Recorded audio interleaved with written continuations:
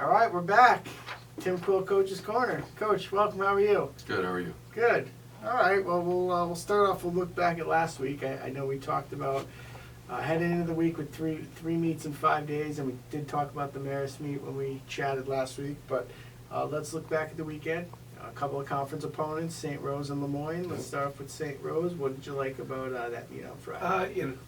I just really liked the way the team competed.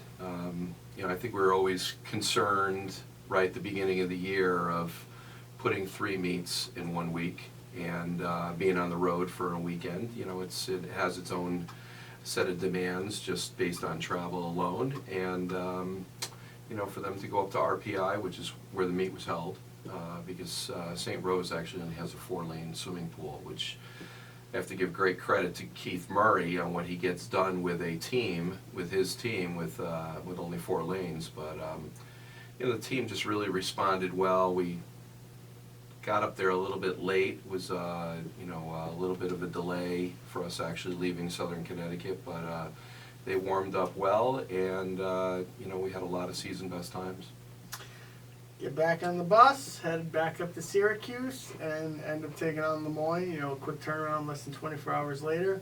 2 more wins for the squads. Your takeaways from that meet? Yeah, fortunately, that went very smoothly. After after the St. Rose meet, we got a little dinner, got on the bus, 2-hour, 15-minute ride. Got to the hotel early, so the team had plenty of time to rest. And with a 12:30 meet, we didn't have to get up early in the morning. But I think that I think for the men, we might have been a little bit concerned about LeMoyne, because we've been seeing some of the times that they've been posting all season long. And of course, swimming them, they're one of our bigger competitors in the Northeast 10, and for us to go up there and really put on a great show. The men really stepped up to the plate and performed beautifully, and pretty much put the meet out of sight, in terms of LeMoyne being able to catch us on the second half of the meet, and we were able to grab a win with 2 of our best guys out. Brandon Bedoin having a appendicitis and had surgery last Tuesday.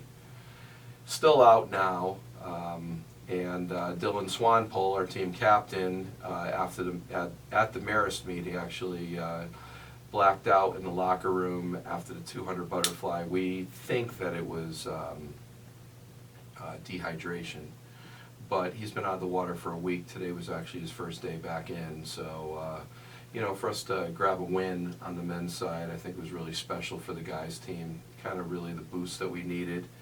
Women swam spectacular up there, and culminated the meet with a pool record in the women's 200 free relay. I think the record was 141, and they went 139.8. So just a great weekend all around.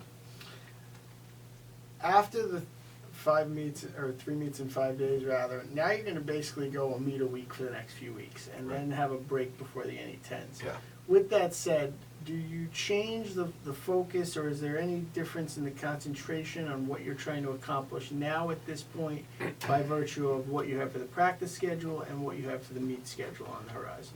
Well, obviously, 4 weeks out of the conference championship, we are making final fine-tune adjustments in practice scheduling, and what our plans are, to begin our taper phase, which is, it's probably here.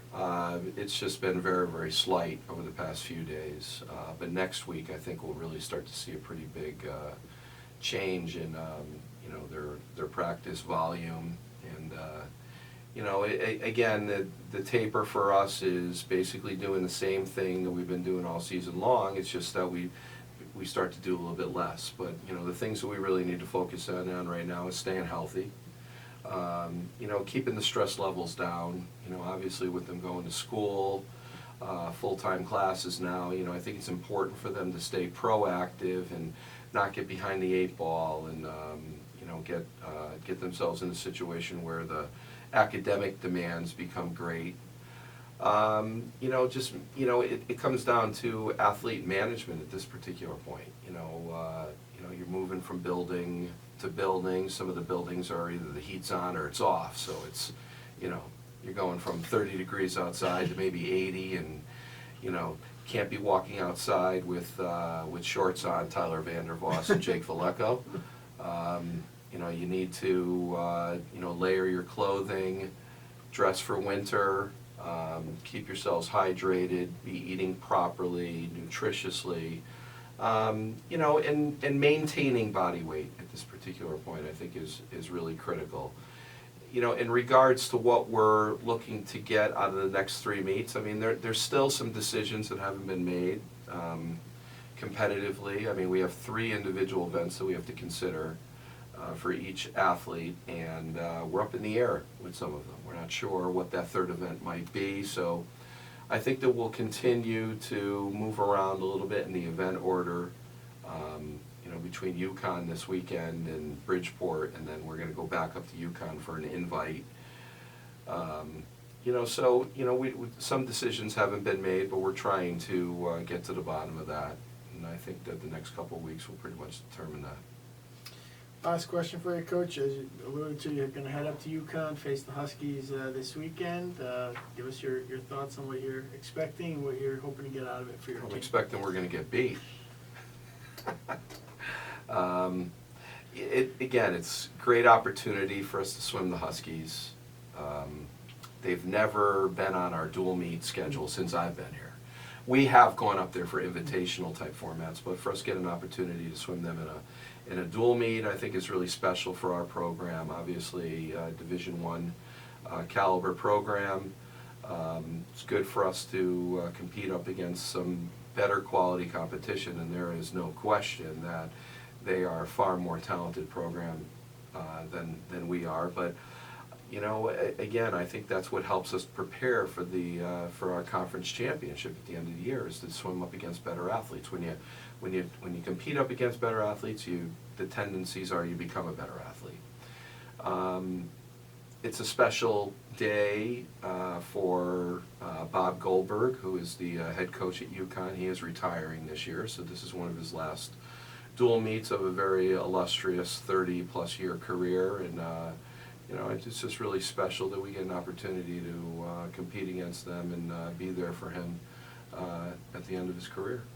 All right, well, Coach, thanks again for the time as always. Good luck this weekend, and we'll chat next week. Sounds good. Thank you, everybody. Have a great week.